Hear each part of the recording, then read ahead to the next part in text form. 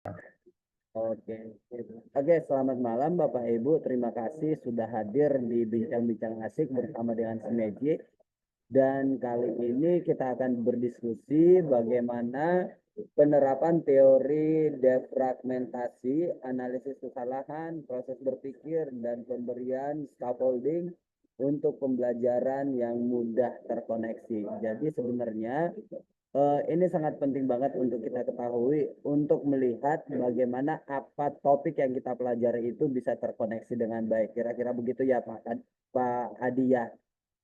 Ya, Ya, benar, Pak. ya, karena memang kalau dalam dunia pendidikan sering sekali kita itu sulit sekali untuk mengkonekkan apa yang dibahas oleh anak-anak, yang akan dibahas oleh anak-anak dengan pengetahuan awal yang mereka punya gitu. Nah, jadi disinilah fungsinya kita untuk membuat scaffoldingnya supaya itu bisa terkoneksi dengan baik. Nah, jadi narasumber kita yang saat ini adalah narasumber yang kece, dan ini kali kedua Bapak di Magic ya Pak ya, jadi narasumber ya. Ya, benar, benar. Ya. Jadi ini nanti bisa sering-sering kita ajak Pak Adi untuk narasumber di Magic supaya Magic selalu berwarna dengan ilmu yang dimiliki oleh Pak Adi. Kira-kira siap nggak Pak? Ya, siapa? Siap ya. Oke. Nah, jadi kalau Pak Adi ini adalah dosen di Universitas Mahasaraswati Denpasar, Bali. Benar ya Pak ya? Ya, benar, Pak. Oke, baik. Eh, supaya kita tidak membuang-buang waktu kita dengarkan pemaparan dari Pak Adi. Ya, silakan Pak. Oke, terima kasih, Pak Unco ya, Ya, panggilannya ya. betul. Ya, terima kasih atas kesempatannya. Selamat malam semuanya. Malam, Pak. Eh, Bapak Ibu yang hadir, mungkin nanti juga bisa bergabung. Biasanya linknya di-share nanti oleh Pak Unco ya. Betul. Dimanapun berada, semoga selalu dalam keadaan sehat ya. Oke. Em, ini waktu yang singkat 1 jam ya untuk menjelaskan tiga topik ya. Yang pertama analisis kesalahan, kemudian proses berpikir, dan teori defragmentasi ya atau pemberian scaffolding ya. Oke, nah ini tadi sebenarnya sudah di-spill sedikit sama Pak Uncok ya, apa namanya, manfaatnya apa ya, eh, biar terkoneksi ya. Oke, nah mungkin gini, pada dasarnya belajar matematika itu terstruktur ya, ya terstruktur, sistematis. Ya. Nah, tapi seringkali tersimpan di memori siswa itu atau kita juga itu acak gitu. Nah, tidak terstruktur gitu seperti eh, apa namanya matematika gitu ya. Apa nih karakteristik matematika. Nah, ini acak gitu. Nah, sehingga ketika ada masalah kita bingung ini yang dipanggil yang mana gitu ya. Ini yang dipanggil file yang mana untuk menyelesaikan masalah. Nah, itu seringkali di sana. Nah, itu di dikatakan struktur berpikir kita itu mengalami fragmentasi ya. Nah, itu sebenarnya istilah di komputer ya, terjadi fragmentasi. Sehingga biar tidak terfragmentasi perlu didefrag, ditata. Nah, jadi sehingga siswa itu atau kita kalau misalnya ketemu masalah itu oh ini yang dipakai. Oh, ini yang dipakai. Jadi karena sudah tertata ya. Oke, sama seperti di perpustakaan itu kalau sudah tertata gampang nyari bukunya. Mau buku nomor seberapa pun itu bisa dicari. Tapi kalau perpustakaan itu tidak tertata, nah itu sulit nyarinya. Ini di mana kita nyari? Nah, itu spiritnya di sana. Nah, oke, mungkin bisa share screen saya Pak Unco ya. Bisa Pak. Sebentar, Bisa ya. saya Oke. harus buat jadi co-host saya. Oke, ini sudah terlihat Unco ya. Kalau di saya kelihatan Pak, tapi saya tidak tahu apakah di layar peserta kelihatan. Bapak Ibu boleh typing dulu. Pak Adi sudah share screen. Screen-nya sudah kelihatan ke Bapak Ibu?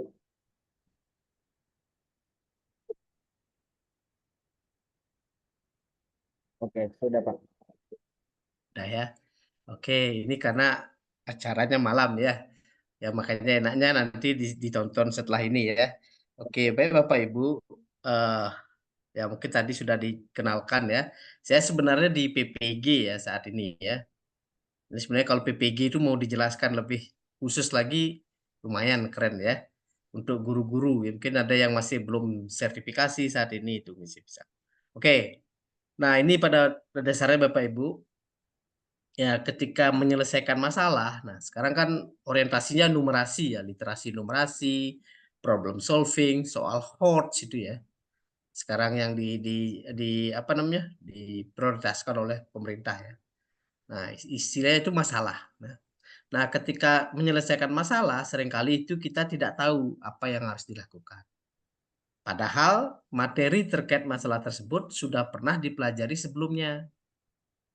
Nah, ini kenapa?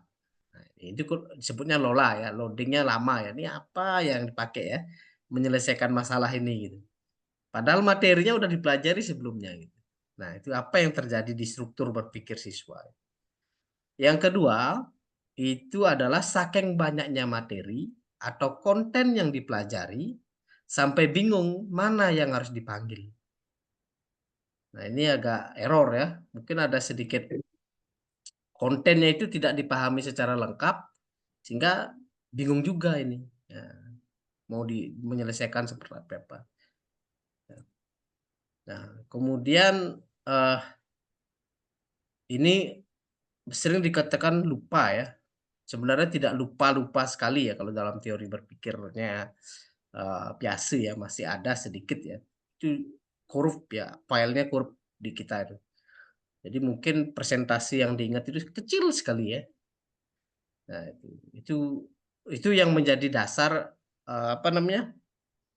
eh, kita salah atau kesulitan memecahkan masalah. Nah, dasar berpikirnya adalah ini ya, yaitu belajar tanpa makna. Nah, ini ya. Jadi ini yang biasanya kita alami ya, belajar tanpa makna. Ya, ya, yaitu belajar menghafal. Pembelajaran itu menghafal. Ya. Pokoknya rumusnya ini ya. Rumusnya apa gitu? Misalnya volume kerucut ya, sepertiga luas alas kali tinggi gitu ya. Nah, kenapa sepertiga? Nah, itu nggak dikupas ya. Nah, itu pembelajarannya menghafal. Tidak berbasis penemuan dan problem solving. Oke, pembelajaran yang berbasis pengetahuan ya, di mana hanya menekankan konten atau materi tanpa mempertimbangkan aspek berpikir ya. Jadi hanya sampai lodge ya. Jadi kalau di apa namanya level berpikir itu sampai penerapan ya, atau K3 ya. Pembelajaran yang banyak membahas soal rutin daripada non rutin ya.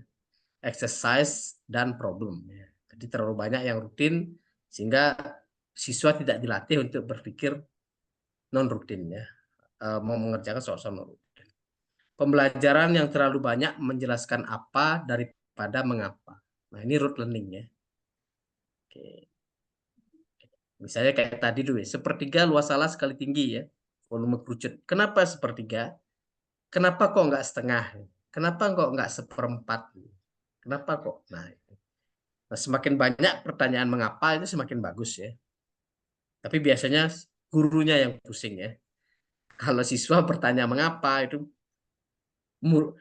gurunya yang pusing, maka lebih baik dibatasin saja. Ya, itu untuk menyembunyikan keterbatasan guru juga. Pembelajaran yang memaksakan anak untuk seragam dalam berpikir atau mengerjakan. Ya, kalau mengerjakan soal harus caranya ini, gitu. Yang lain tidak boleh. Nah, itu ya. Oke. Nah, misalnya ini ya, mengapa 0 faktorial sama dengan 1? Ya, biasanya ya kasih aja 0 faktorial sama dengan 1 ya pokoknya ini gitu ya. Padahal ini bisa dijelaskan dengan secara matematis bisa dijelaskan. Oke, kemudian mengapa 2 pangkat 0 sama dengan 1? Ya itu juga begitu ya. Ya karena ya begitu gitu. Mengapa saya harus percaya bahwa luas persegi panjang rumusnya P kali L? Ya biasanya diberikan saja rumus luas persegi panjang sama dengan P kali L. Kenapa P kali L? Terus kalau bentuknya seperti ini, apa rumusnya? Ini kan persegi panjang juga.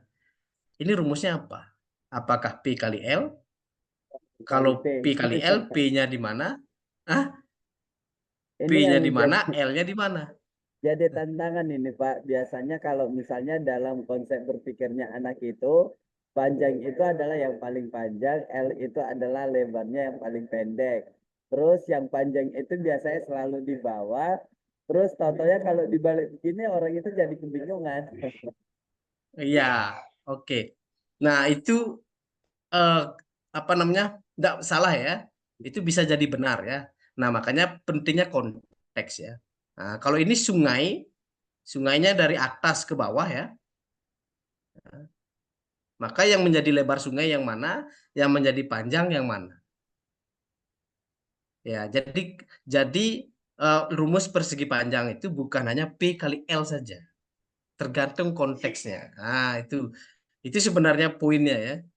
Oke, boleh nggak rumusnya bukan P kali L? Boleh, ya tergantung konteksnya. Makanya itu pentingnya konteks. Nah, itu sebenarnya dalam pembelajaran. Ya, sehingga ini A kali T juga bisa. Kenapa nggak bisa gitu?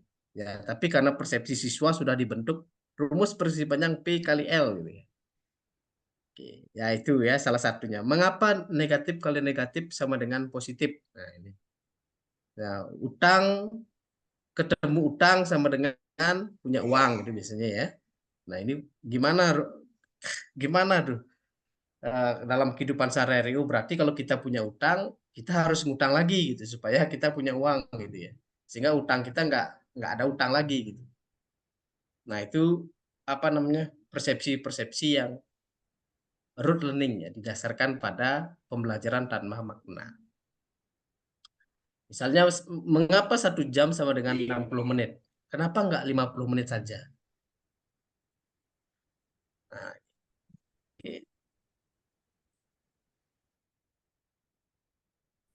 Kalau ada soal 3/4 sama dengan A per B, tentukan nilai B yang memenuhi dengan catatan selisih A dan B sama dengan 4. Nah, ini soal problem solving ya.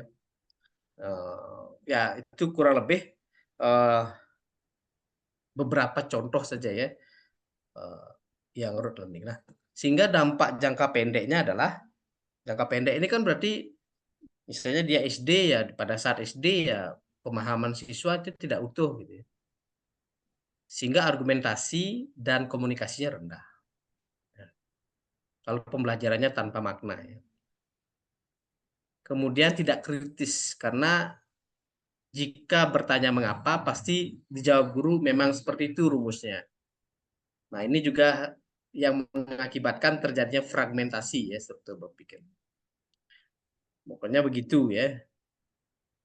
Tidak kreatif karena tidak dilatih berpikir terbuka ya, harus seragam. Berpikir reflektifnya tidak terasa ya, karena menerima saja apa yang diberikan guru tanpa perlu mempertanyakan. Ya, forsis siswa terancam ya. Ya, siswa itu lulus ya, tamat ya, tapi dengan kemampuan berpikir yang sangat rendah.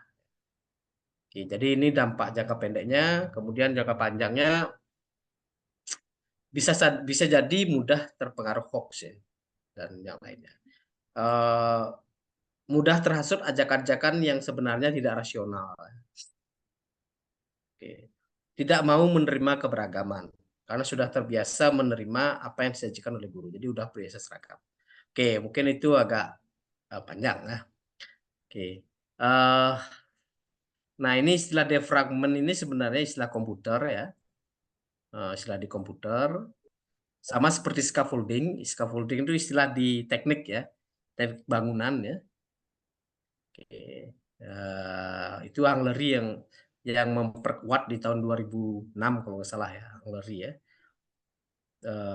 Tapi sebelumnya saya lupa Wood ya Wood kalau nggak salah tahun 1900-an itu menggunakan istilah assisted learning ya. Kemudian Hang Leri di tahun 2006 memperkuat menjadi scaffolding ya.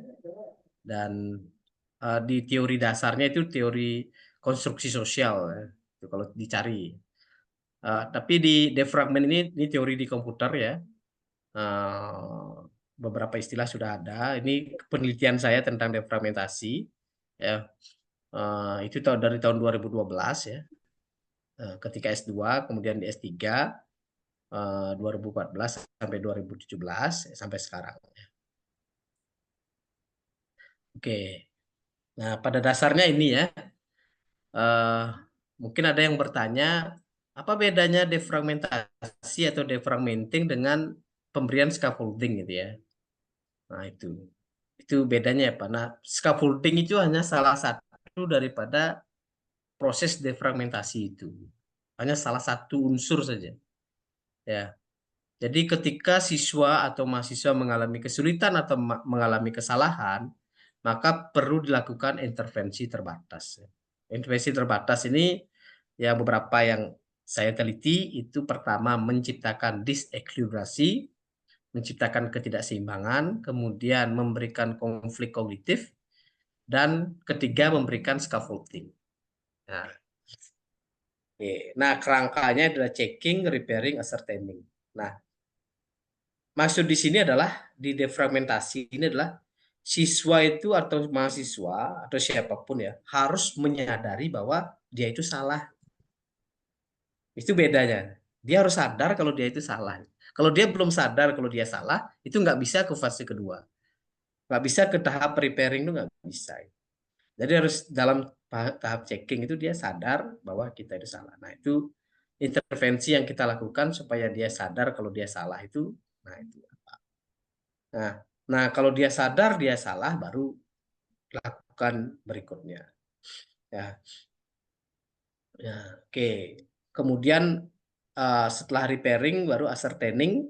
Ascertaining inilah memastikan kalau dia itu konsisten, ajeg ya, yang apa yang sudah dia perbaiki dia konsisten. Biasanya digunakan soal yang mirip ya untuk mengecek ya atau memastikan atau mungkin mempertanyakan juga bisa ya apa yang sudah diberikan. Oke, selanjutnya sebenarnya tahun 2009 ya, jauh sebelum saya meneliti di tahun 2012, itu sudah ada tulisannya Romi Satriawahuno ya. Ini tentang defragmentasi otak ya. Romi Satriawahuno ya. Ini defragmentasi otak. Ini sudah dia tulis sebenarnya ya. Tapi tidak berbasis riset ya. Ini hanya pengalamannya saja. Jadi dia bilang bahwa jadi ketika kita menerima materi pelajaran, sebenarnya kita semua berhasil menangkap semua yang diajarkan oleh guru atau dosen kita. Namun ada yang kita simpan di bumi dan ada yang terlempar di bulan. Inilah yang disebut dengan fragmentasi. Jadi ya itu tidak terkoneksi ya. Tidak terkoneksi. Itu menurut Wahum. Nah, caranya adalah mengulang-ulangi pelajaran. Jadi harus pengulangan itu penting ya dalam pembelajaran. Nah, itu untuk mendekatkan yang bumi dan bulan yang ada di bumi dan bulan itu semakin didekatkan. Itu menurut Romi Satriawan. Oke, nah ini sebenarnya pengembangan riset selanjutnya ya, self defragmentation. Jadi kita bisa nggak menata struktur berpikir kita itu bisa ya, ada self defragmentation. Mungkin nanti belakangan. Mungkin ini salah satu contoh ya. Misalnya guru itu bertanya ya, 4 kali 2 berapa gitu. Nah, siswa jawab, misalnya ini siswa TK atau siswa kelas 1 ya. Jawabnya 10 gitu. Nah, biasanya respon guru, masa gitu aja salah. Yang benar adalah siswa jawab pan. Ya, benar. Nah, ini biasanya kita ketika siswa salah, kita karena nggak sabaran kita langsung ngasih tahu gitu. Dan akhirnya siswanya mengingat PAN itu ya Pak ya. 4 kali 2 Ya. adalah PAN. Ya, dia hanya jadi dia tidak lengkap proses pembelajarannya itu. Ya, jadi dia hanya tahu bahwa matematika itu antara benar dan salah itu aja. Sampai di sana itu. Ya. Oh, berarti saya salah atau benar di sana. Padahal matematika itu kan mengajarkan untuk berpikir ya, mengasah berpikir melalui matematika. Tadi yang jadi ini tidak bermakna bagi siswa. Kurang bermakna proses belajar itu. Nah, sehingga respon yang berikutnya, misalnya kita mempertanyakan nggak? Misalnya kita buat gestur ya, misalnya pakai apa namanya mata ya, dahi ya, yakin. Nah, misalnya gitu ya. Sehingga dia berpikir reflektif ya. Nah, tergantung kondisi siswa di sini. Nah, sebenarnya kita ngomong yakin itu sudah merupakan intervensi terbatas ya. Menciptakan disequilibrasi dalam berpikir siswa. Sehingga dia melakukan adaptasi ya. Nah, tergantung kondisi siswa di sini, pengalaman dia sebelumnya. Bisa jadi dia menghitung lagi, oh kalau 4 kali 1, 4, 4 kali 2, 4-nya ditambah 1, 4. Ya, itu. Ya, jadi tergantung ya, apa namanya kondisi siswa. Mungkin ini sangat sederhana ya. Kalau yang lebih kompleks pasti nanti berbeda lagi ya. eh, Cara untuk apa namanya melakukan. Jadi yang eh, itu pentingnya ya. Kalau ini bahasa saya ya di buku yang saya buat, respon guru satu itu membersihkan ya. Jadi dia benar ya, oke benar. Dan respon dua guru itu mencoba menata ya. Bahwa ketika nanti siswa ketemu masalah yang sama ya, dia akan tahu oh bagaimana caranya saya berpikir untuk menyelesaikan masalah itu. Itu menata. Jadi sudah tertata dia. Pak, kita sambil Nah, diskusi ini ya Pak. contoh Oke, silakan Nah, Mas Unco. karena ini menarik banget dari slide sebelumnya Pak. Dari situ slide sebelumnya itu saya melihat bahwa bagaimana reaksi atau respon guru itu akan mempengaruhi siswanya akan berpikir kritis atau enggak. Contohnya yang tadi 2 kali 4 sama dengan langsung anaknya menjawab 10. Masa itu aja salah. Jadi itu kan langsung ngeblame duluan.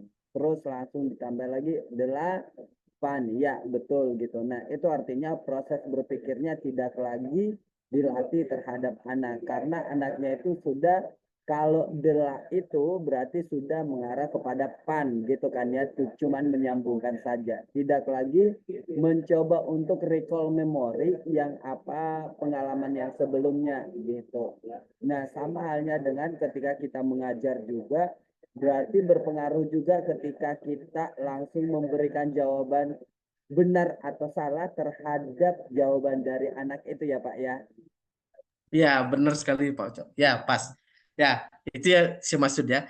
Nah, ini saya mau kasih satu contoh lagi ya. Itu pentingnya respon guru itu penting sekali. Memang agak gini ya kalau dilihat apa ya? Ada usaha tambahan buat guru ya.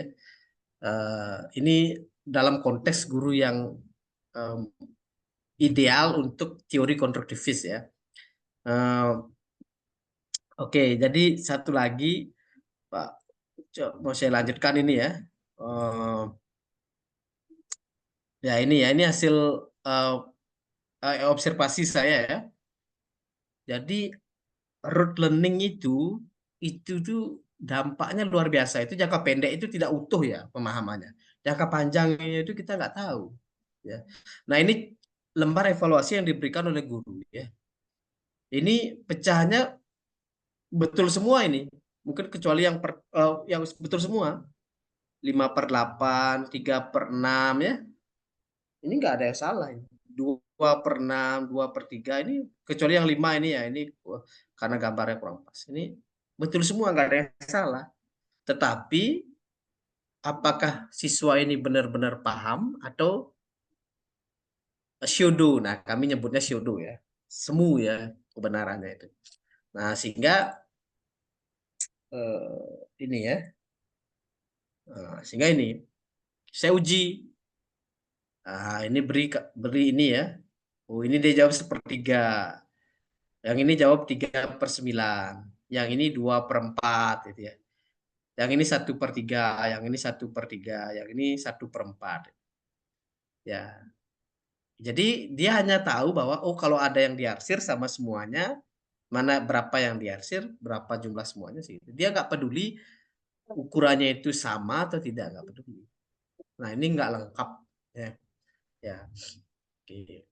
Itu yang eh, menyebabkan kita ya nggak lengkap. Makanya pentingnya mengapa dalam pembelajaran. Nah, eh, ya oke ini kalau ditelusuri prosesnya begini dia menjelaskan ya. Sebenarnya tidak apa namanya pada saat itu guru membawa apel ya, terus dibagi dua. Ini berapa pecahannya setengah ya. Oke, terus dipotong jadi 4, berapa pecahannya 1/4 ya. Nah, bagus ya membawa alat peraga ke apa namanya ini ya, apalagi apel ya menjadi daya tarik buat siswa. Apalagi apel nih, buat saya penelitiannya di Malang, jadi apel ini salah satu ciri khas di Malang. Nah, cuman tidak ditekankan bahwa ukurannya ini harus sama. Nah, itu. Nah, dan juga ada pembelajaran yang kurang lengkap ya. Misalnya ini ya, ditanya apa namanya oleh guru, ini berapa pecahannya? Ya. Nah, siswa pertama itu menjawab adalah 3/5. Nah, oh, oke, ini 3/5 harusnya ya. Jadi siswa itu menjawab 3/5 ya pertama. Nah, di sana guru langsung merespon ya, itu salah.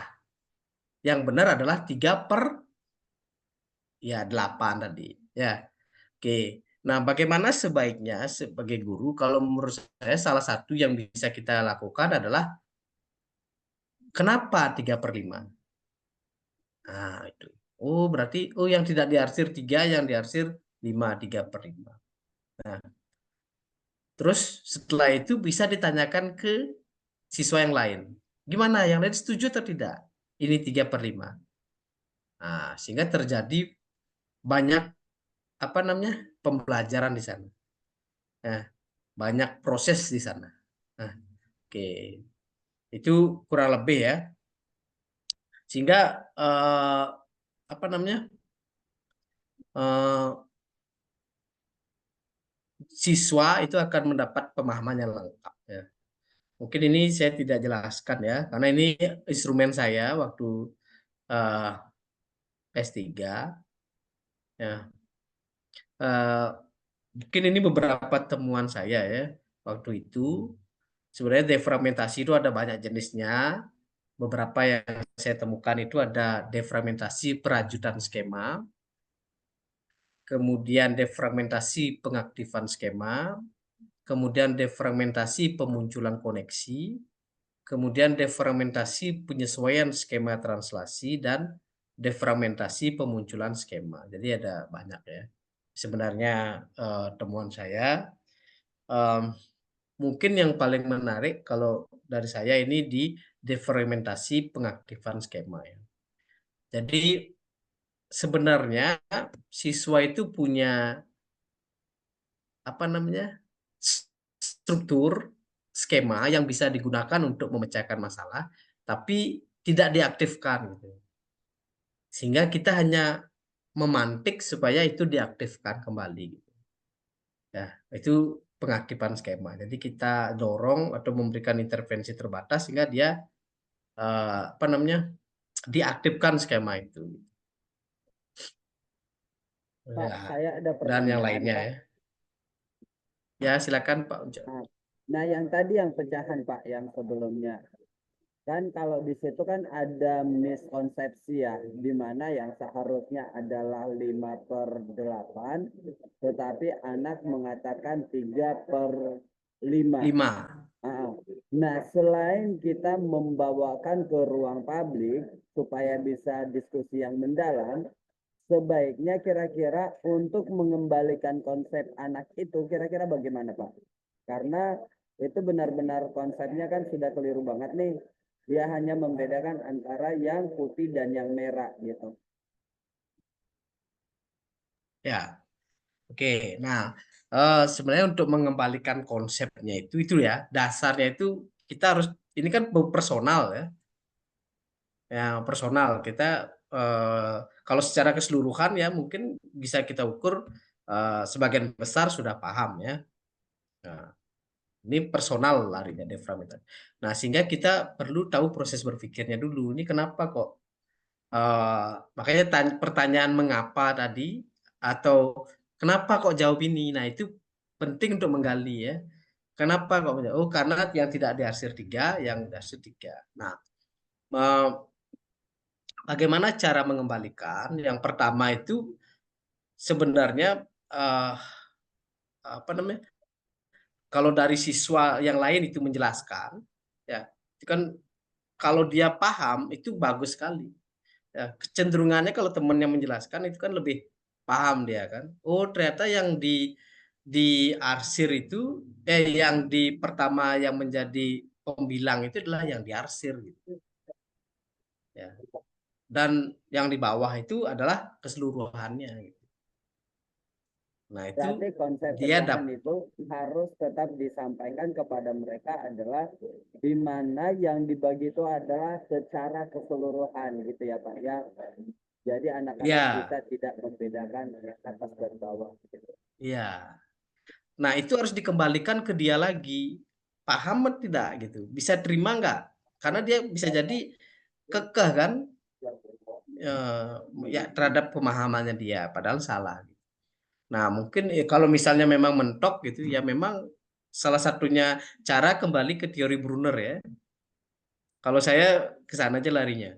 Brunner itu kan enaktif, ikonik, simbolik ya. Kalau 5/8 itu kan sudah simbolik ya. Nah, kalau bisa enaktif, kalau bisa benda-benda real yang kita bawa, langsung kita buat gunting misalnya 5/8 langsung praktekkan gitu ya di depan siswa gitu. Itu akan lebih bermakna lagi ya. Jadi pembelajaran bermakna ini memang eh, dia itu sebenarnya relate sama pembelajaran esensial sekarang ya di kurikulum Merdeka ini. Jadi kita tidak berlomba-lomba untuk menghabiskan semua materi ya yang ada di, apalagi dasarnya itu buku LKS ya. Itu nggak di sana. Jadi kalau misalnya ada kasus seperti itu, justru itu bagus sekali untuk matematika. Itu yang kita jadikan dasar untuk apa namanya eh, membelajarkan matematika daripada buat soal lagi yang lebih lebih rumit lagi, lebih kompleks lagi. Itu bukan matematika. Karena tidak semua orang suka matematika dan tidak semua orang berkecimpung di matematika nantinya. Tapi kita punya kewajiban untuk memberikan pembelajaran yang bermakna bagi siswa. Itu. Nah, sehingga itu kesempatan itu. Kalau memang dia nggak belum paham, belum nerima, jangan dipaksakan dia nerima gitu. Itu. Nah, buat apa kayak mungkin kita buat gambar lagi gitu. Ya, oke. Ya, jadi itu apa namanya? Di pecahan ya. Sebenarnya banyak ada konteks juga di pecahan ya. Yang bisa kita angkat ya. Karena pecahan itu salah satu materi yang sulit ya bagi siswa ya. Pecahan itu salah satu sulit ya bagi siswa SD, apalagi baru mengenal setelah mengenal bilangan bulat, terus dia mengenal pecahan. Terus guru kecenderungannya itu langsung ke simbolik. Pokoknya 1,5 tambah, nah itu dah ke simbolik larinya ya. Padahal SD itu semestinya itu teori Brunner itu ditekankan. Enaktif dulu, ikonik diperbanyak, Bahaya baru memang Pak kalau sempat guru sudah menggunakan kata pokoknya. ya, Pokoknya, pokoknya udah ya itu bahaya. kadang-kadang kan begini Mas Uco. kita namanya realistis ya, ideal sama realistisnya agak berbeda ya. Realistis, misalnya realistisnya kan guru banyak administrasi, belum ngurus A, B, C, D, jadi nggak sempat berpikir ke sana itu ya. Itu yang pertama. Nah, sehingga males, lebih baik kasih ini aja gitu. Kedua, mungkin bisa jadi latar belakangnya, mohon maaf ya, di PGSD matematiknya itu tidak sekuat orang pendidikan matematika, mungkin bisa jadi ya. Jadi ya sudah ini saja gitu. Nah, sekarang hati-hati sekarang ini orang PGSD sekarang di PPG, ya ini kebetulan saya ke prodi PPG ya. Orang yang bisa jadi guru PGSD besok itu bukan hanya lulusan PGSD. Orang pendidikan matematika bisa, orang pendidikan bahasa Indonesia bisa, bahasa Inggris bisa. 5 bidang studi ya, IPA bisa, IPS bisa. Jadi IPA. Nah, itu sekarang Nanti bisa ya. jadi nanti kalau yang jurusan PGSD nggak kepake kalau seandainya dia sudah kalah bersaing dengan jurusan yang subjek ya Pak ya. Benar. Iya sekali. Ah, wah, ini ke depan itu. Jadi yang apa namanya? Siap bersaing ya untuk Kalau yang sekarang eh, ini kan di PGSD, yang di SD harus PGSD kan Pak. di Kalau yang sekarang. eh, di pendidikan profesi guru itu tidak ya. Nah, nanti eh, apa namanya? Dia bisa ditempatkan di PGSD. Ya, nggak harus SD sekarang. Ke depan ya. Setidaknya itu yang saya dapat infonya ya. Kebetulan di PPG calon guru angkatan kedua ini begitu ya. Itu yang matematika itu bisa ke PPG tempat kerjanya. Karena kebutuhan SD banyak ya. Oke, jadi itu mungkin sedikit lagi Mas Uco ya. Eh, ya mungkin ini saya biar nggak terlalu teoritis ya. Ini temuan saya. Oke, nah ini sebenarnya prinsip-prinsip defragmentasi ya. Tadi sudah saya sampaikan ada checking, repairing, ascertaining ya.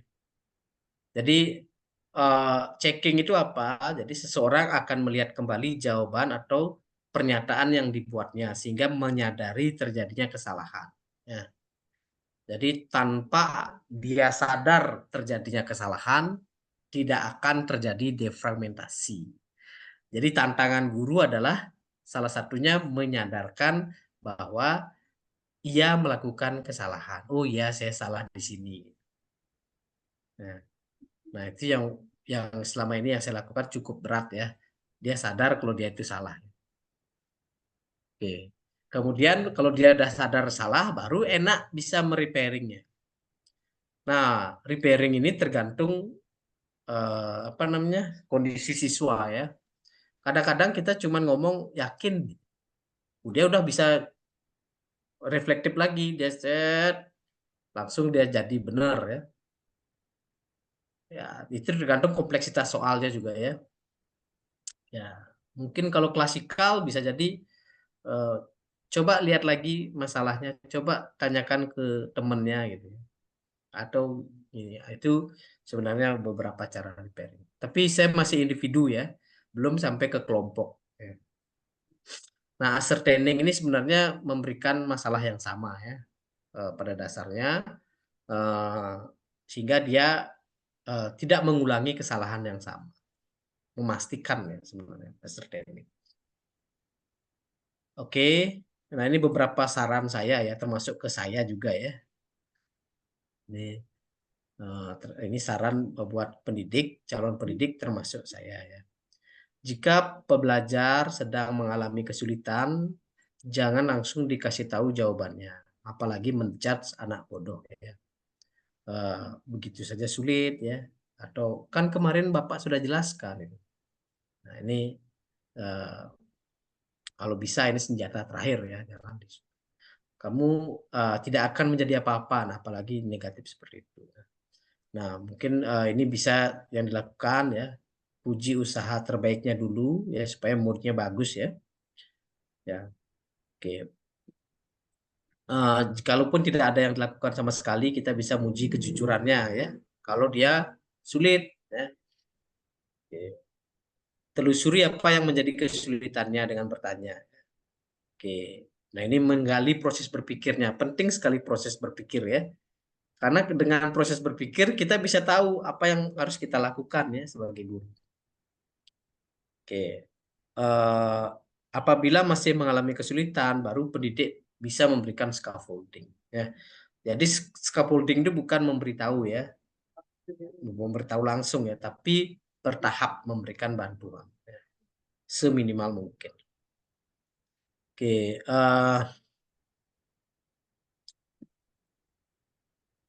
ini eh, oke, beberapa riset ya. Sebenarnya analisis kesalahan ini biasanya anak mahasiswa S1 ya, banyak analisis kesalahan. Kalau guru-guru juga mungkin bisa ya analisis kesalahan ya. Tapi biasanya guru lebih ke PTK ya, penelitian tindakan kelas ya. Analisis kesalahan ini sebenarnya eh, cukup dengan memberikan soal dan juga wawancara ya, metodenya sehingga bisa kita tahu oh dia itu salah penyebabnya apa gitu. Oh dia itu salah misalnya dengan apa namanya gaya polia ya dengan polia misalnya. Oh berarti dia salah pada saat memahami masalah. Kenapa kok dia salah memahami masalah? Nah itu bisa digali di wawancara. Oke, nah ini ada banyak, ada Newman, ada Watson dan lain-lain ya. Soalnya juga beragam ya, mungkin nggak harus soal Hodge ya, nggak harus masalah ya. Bisa juga dengan soal-soal yang rutin bisa kita gunakan itu. Kenapa kok masih salah? Nah itu perlu digali sebenarnya. Kemudian yang agak kompleks bisa dikaitkan dengan gaya kognitif ya. Kalau siswa yang field dependent gimana, yang field independent gimana kesalahannya. Itu yang lain. Nah, kemudian yang S1 S2 ini sebenarnya proses berpikir ya. Proses berpikir ini lebih dalam daripada analisis kesalahan. Nah, gimana sih alur berpikirnya gitu? Kok bisa dia salah? Pada saat memahami masalah dia ngapain? Nah, misalnya tergantung ya kita pakai frameworknya siapa, bisa pakai pemrosesan informasi, ada asimilasi akomodasi, peta kognitif ya. Nah, yang saya pelajari baru asimilasi akomodasi ya. Oke, jadi oh dia salahnya di sini atau mungkin dia dikatakan lengkap, kenapa? Dia katakan tidak lengkap, kenapa? Itu karena proses berpikir. Nah, mungkin untuk tingkat lanjut bisa teori defragmentasi. Tapi sekarang mahasiswa S1 saya lihat banyak yang pakai judul defragmentasi atau defragmenting ya. Beberapa menanyakan ke saya ya terkait dengan teori ini. Ya, oke. Saya kira itu saja. Ini beberapa buku yang saya buat terkait dengan defragmenting ya. Defragmentasi. Oke.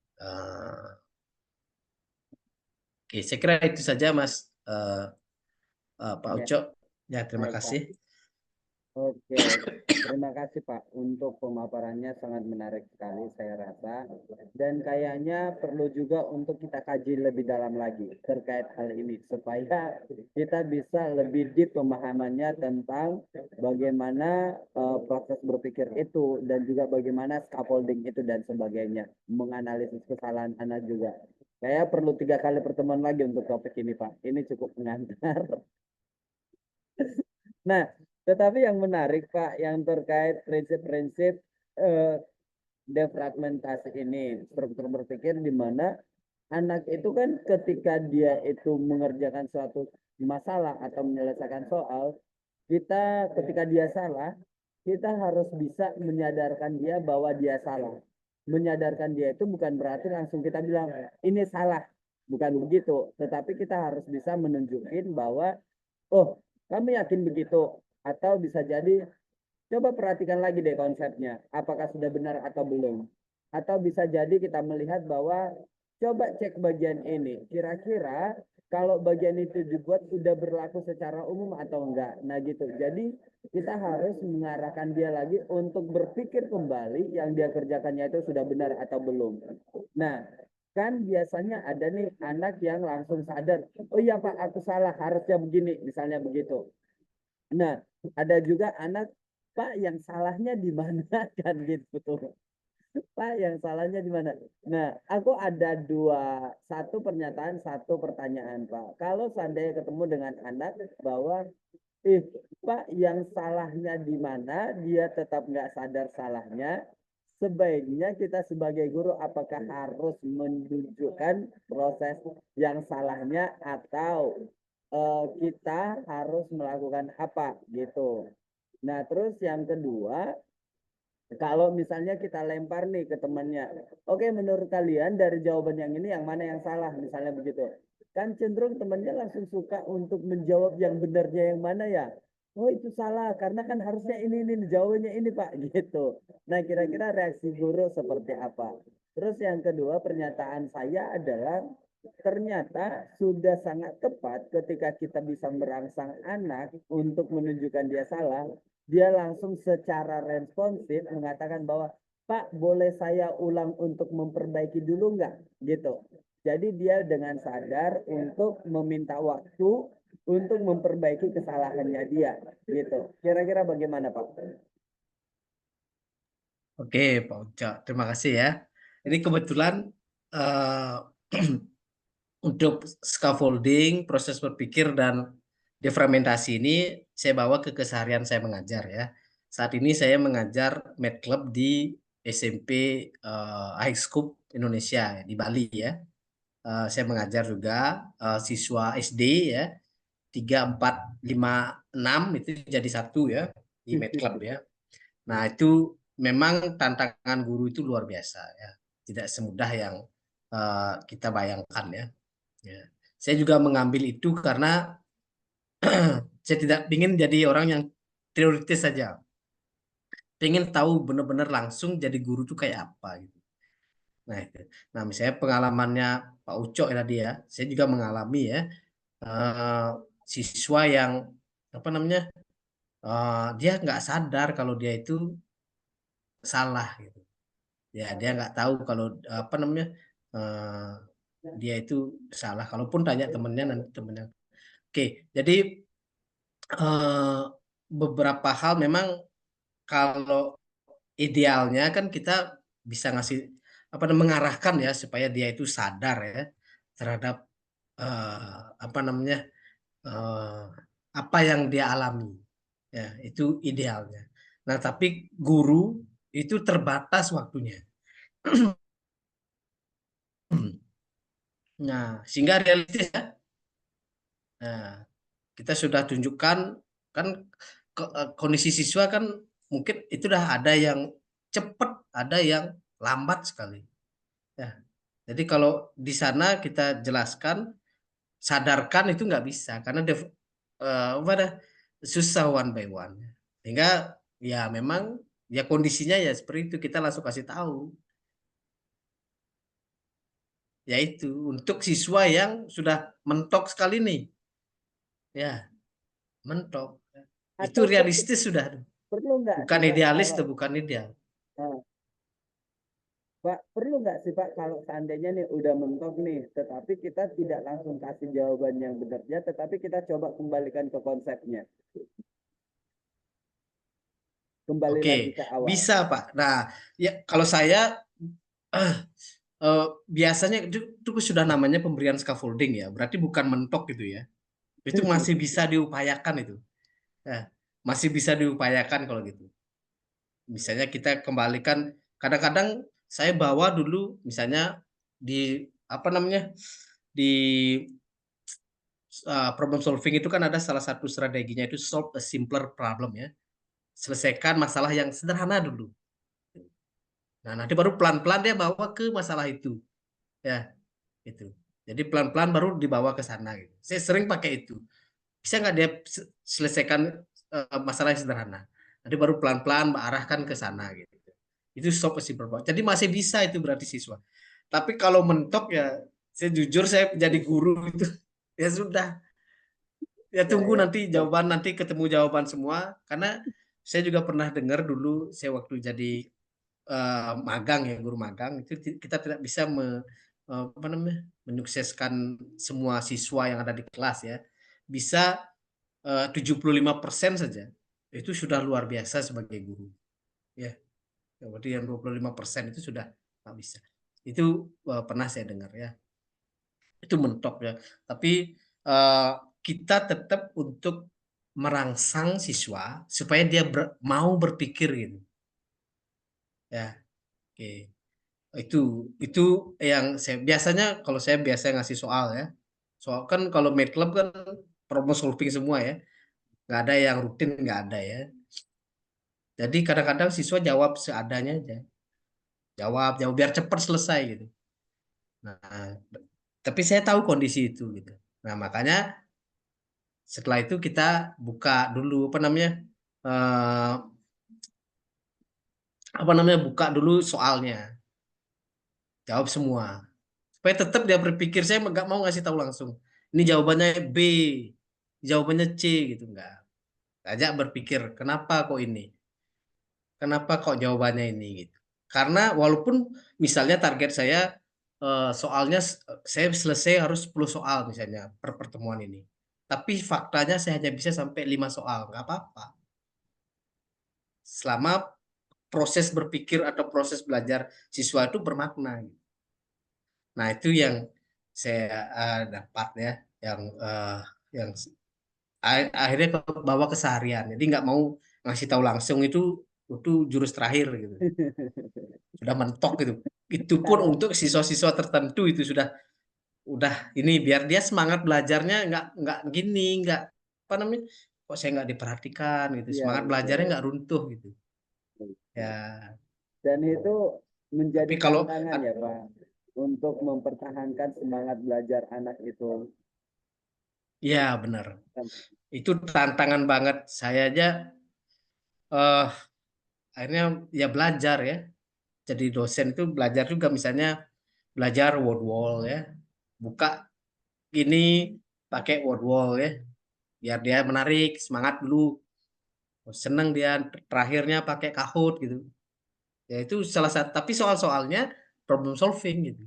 Itu salah satu tujuannya untuk menggairahkan minat belajarnya. Gitu. Jadi memang guru itu harus preparing ya, prepare ya. Nggak bisa oh nanti datang baru langsung ngajar itu nggak bisa. Itu Dan harus preparingnya preparing lebih keluarga. lebih banyak persentasenya malah Pak. Benar, benar Makanya sekali. makanya guru itu nggak bisa dianggap bahwa ngajarnya cuma 20 jam pelajaran doang kok gitu. 20 Iya, jam pelajaran itu adalah setara dengan 40 20 dikali 2 40 jam pelajaran gitu. Nah, jadi iya, ini yang seharusnya dipahami oleh para pimpinan. iya, iya, benar itu. Ya, Makanya, tapi kalau di Bali, di Bali ini saya kira untuk khusus untuk ini ya, privat untuk kerja kelompok itu sangat dihargai ya saya lihat ya.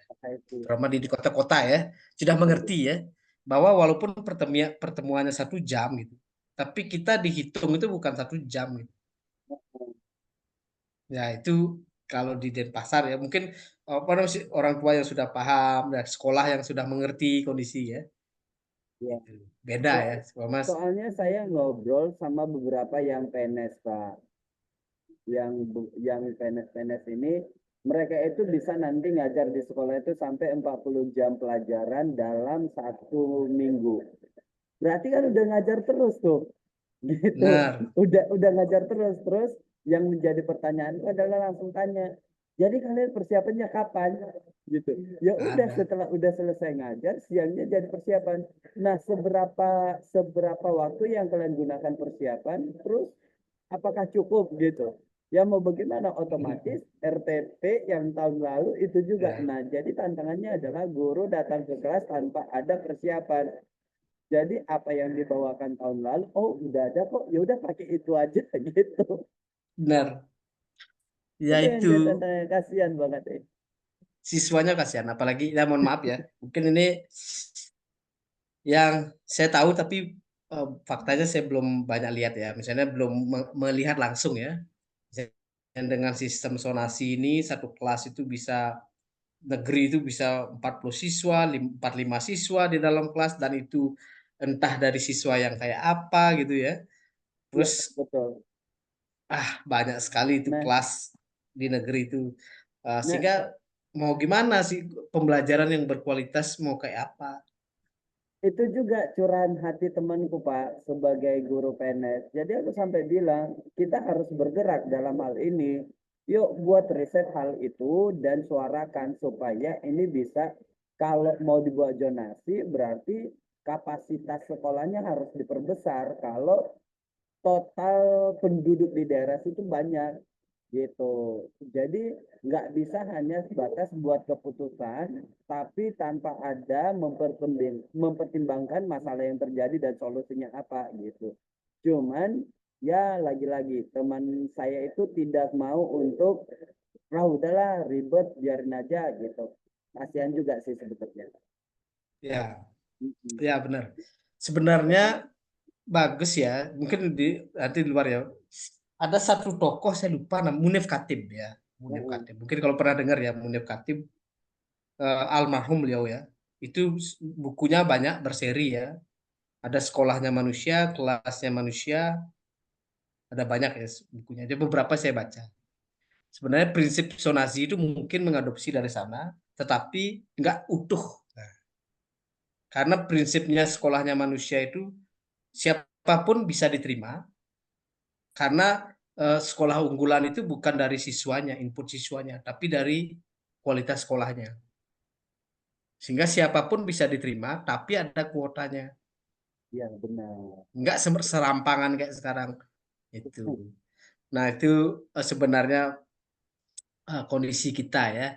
Sehingga bisa jadi kelas tidak. Jadi yang masuk itu nanti di tes, bukan tes akademik seleksi maksud, tapi tes gaya belajarnya, kecenderungan dia, karakternya, minatnya seperti apa. Jadi sehingga kita bisa mengajar. Saya pernah gini Mas Ujo, saya pernah ngajar di dalam satu kelas itu, dia itu kinestetik parah. Ya. Jadi dia kalau misalnya belajar, kerjaan soal, dia harus keliling dulu, harus keliling dia, baru bisa. Nah itu kinestetik. Ya.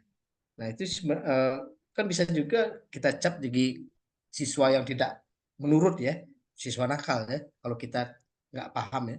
Nah itu sehingga, tapi saya ingatkan ya, itu masuk scaffolding juga ya, menyadarkan kalau dia itu kurang tepat karena kalau di situasinya kompetisi. Kalau kompetisi kan nggak boleh gitu, nanti ganggu. Ya itu saya pelan-pelan saya kasih tahu, dia bisa 2 minggu bisa, dan reaksinya itu adalah dia kerja berdiri, kerja berdiri, kerja berdiri, tapi nggak keliling lagi. Nah terus ke berikutnya saya tahu dia itu sebenarnya suka jari matika. Jadi itu. Jadi saya minta dia mengalihkan ke sana, ya kinestetiknya alihkan ke jari matika. Ya, biasanya saya nggak, apa namanya, kalau bisa oret-oret gitu biar pasti gitu. Ya, nah itu dia pakai jari matika, ya itu apa namanya, karakter siswa ya banyak ya, itu sebenarnya Pengalihannya juga bertahap ya Pak ya. Dari ya, move akhirnya jadi berdiri duduk gitu ya ya. benar, bertahap sekali, dan itu perlu waktu ya, nggak bisa langsung hari ini langsung jadi, nggak. Jadi perlu waktu yang panjang. Nah mungkin scaffolding itu juga begitu ya, scaffolding itu eh eh, nggak bisa saat ini dia langsung terskaffolding ya, misalnya langsung benar ya, saya pikir. Ya. Eh, itu Pak. Ya pada dasarnya prinsip scaffolding itu kan memberi bantuan seminimal mungkin ya, sehingga dia mencapai potensi maksimalnya. Ya, kalau dibilang ZPO ya, zona eh, proksimal potensial ya, itu potensi maksimalnya. Oke. Jadi sebenarnya di sana dia eh, kita harapkan. Jadi bantuannya seminimal mungkin. Tapi kalau di kelas 45 siswa ngasih scaffolding, itu pusing. Iya, Kelasnya nggak betul, ideal. betul. Makanya, jadi kelasnya itu kalau bisa malahan semakin dikecilkan kan Pak ya. Iya, mungkin Oke. kelasnya ideal ya, bisa men-scaffolding karena scaffolding ini kan menyesuaikan dengan proses berpikir ya, karakteristik siswa ya, level kesalahannya di mana gitu. Kalau scaffolding secara klasikal mungkin bisa tembus untuk beberapa siswa saja, nggak bisa juga susah. Nah, oke Pak. Waktu kita sudah habis Pak. Cuman saya saya merasa bahwa topik ini perlu kita bahas untuk per topik nih Pak. Karena memang benar-benar harus kita bahas lebih dalam. Dan di sini juga saya dengar, saya baca ada juga permintaan teman-teman supaya dibahas lebih dalam lagi. Karena memang yang kita bahas sekarang ini masih pengantar. Kira-kira kalau Bapak saya undang untuk 3 minggu berturut-turut membahas 3 topik ini secara lebih dalam, kira-kira bagaimana Pak? Masih mute Pak? Ya, ya boleh Pak Ucok. Biar gini, saya kurang tahu pesertanya ini sebagian besar apa ya. Kalau memang guru mungkin bisa lebih eh, jelas topiknya apa supaya kita bisa kaitkan dengan kebutuhan guru Nah, gitu. Nah, kalau semuanya guru peneliti Pak kan yang di beda sini lagi. Pak. Karena materi saya ini kan sebenarnya untuk peneliti nih gitu. Nah, kalau misalnya untuk praktikal nanti saya coba kaitkan dengan pengalaman saya juga ketika mengajar dan beberapa penelitian yang saya temukan. Semuanya yang di Kan, sini guru Pak. oke. Dan memang kita juga berharap ini menjadi ruang bagi para guru untuk terus belajar. Bahkan juga kalau seandainya misalnya guru-guru pengen berbagi pengalaman, kita juga menyediakan ruang ini supaya guru itu ketika dia berbagi pengalaman itu menjadi pembelajaran yang bermakna bagi diri dia sendiri juga gitu, dan juga dia bisa menerima masukan dari teman-teman. Oh, saya pengalamannya begini-begini gitu. Jadi ruang diskusi bagi para guru gitu. Oke. Ya, baik Pak Uco. Ya, saya nanti menyesuaikan ya. Dan saya harap Bapak Ibu guru bisa ngasih apa namanya pertanyaan atau apa yang sehingga nanti pembahasannya lebih kena gitu, ke praktikal gitu ya. Betul, betul. Ke praktis pertanyaannya kalau misalnya diperlukan pertemuan berikutnya. Ya, kebetulan saya jujur saya ngajar TK juga. Oh, semua ya Pak. Saya ngajar TK, TK ya, bukan kelas 1 ya, kelas 1 SD ya. Belajar Oh, ngajar matematika itu luar biasa tantangannya. Saya ngajar kalau pas kuliah saya S2, S3 di Malang, itu saya ngajar juga di SMA Negeri 1 Malang, di SD Kauman, di SMP Islam Sabilillah ya. Jadi punya pengalaman mengajar di SD dan tahu perasaan guru jadi guru itu seperti apa. Persiapannya itu luar biasa itu ya. Saya ngajar segitunya udah lumayan capek ya ngajar SD. Karena saya harus berpikir menggairahkan siswa biar semangat itu pikir ya. Itu perlu effort ya. Itu ya itu sih ya. Mudah-mudahan bisa diterima. Nah, dan sekarang ini juga pembelajaran inklusif ya kalau di sekarang ya. Nah, itu kebetulan ya ada pengalaman sedikit tentang pembelajaran inklusif. Itu eh, mungkin nanti kalau ada yang apa namanya benar-benar apa namanya permasalahan yang dihadapi mungkin bisa disampaikan Pak Uco dan mungkin itu bisa kita jadi pemantik untuk saya bahas apa gitu. Kalau memang diperlukan. siap, siap, Pak. Siap, siap.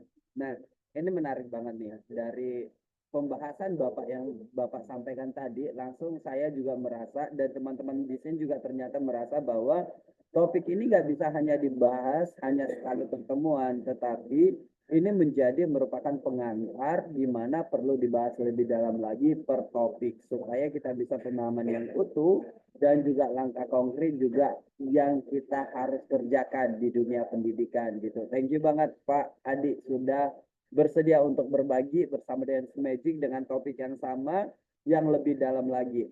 Nah, jadi Bapak Ibu begitulah untuk di bincang-bincang asik bersama dengan Magic. Dan kami harap juga di mana Bapak Ibu boleh datang tepat waktu karena memang si Magic selalu membuka kegiatan dengan tepat waktu Bapak Ibu. Kami tidak menunggu sampai ada orang. Ketika saya sendiri dan teman saya ada satu orang pun kami sudah langsung mulai untuk kegiatannya gitu.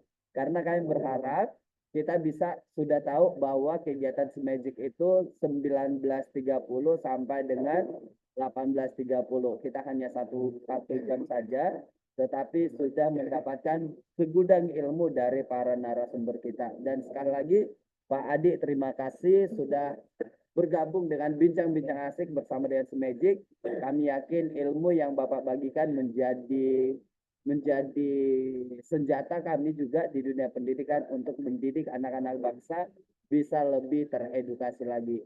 Sekali lagi terima kasih Bapak Ibu sudah hadir di Magic. Sampai ketemu di minggu depan. Ya, terima kasih Pak Ucok, terima kasih Bapak Baik, Ibu terima semuanya. kasih. Ya, terima kasih. Ya, Selamat terima malam kasih. semuanya.